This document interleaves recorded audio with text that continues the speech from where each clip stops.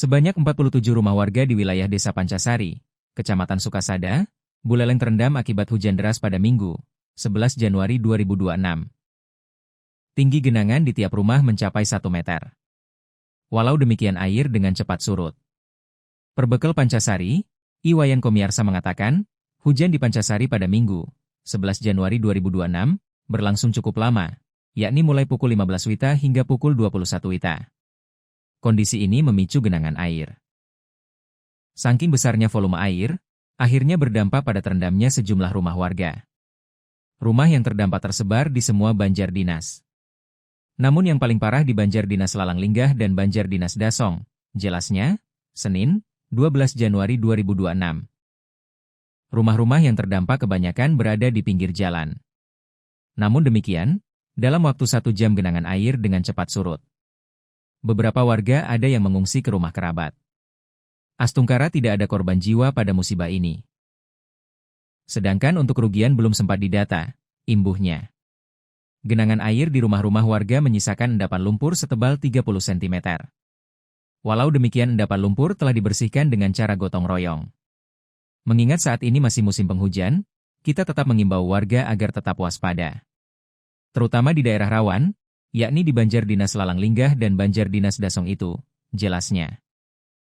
Sementara Kalaksa BPBD Buleleng, I Gede Suyasa dampak bencana di Desa Pancasari tersebar di 5 Banjar Dinas.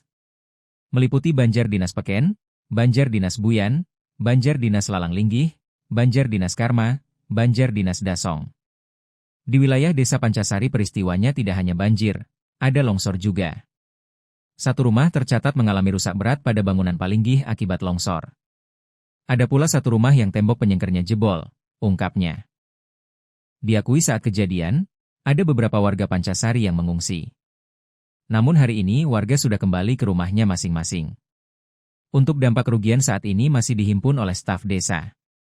Sedangkan genangan air sudah surut sekitar jam 11 malam, katanya.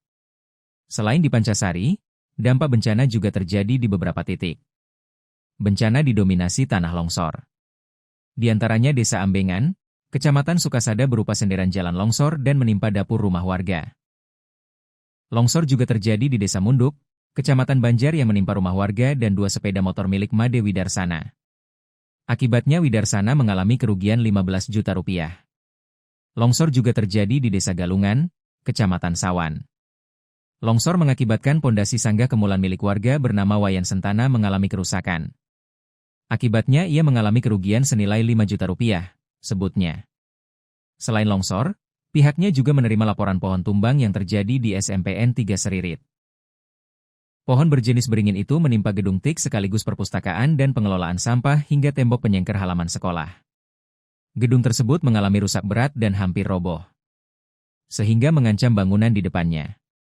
Nilai kerusakan ditaksir mencapai 350 juta rupiah, ucapnya.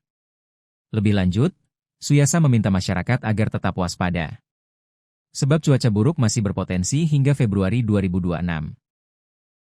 Masyarakat yang hendak beraktivitas di luar ruangan, kami minta untuk tetap waspada dan selalu mengecek prediksi cuaca dari BMKG, tandasnya.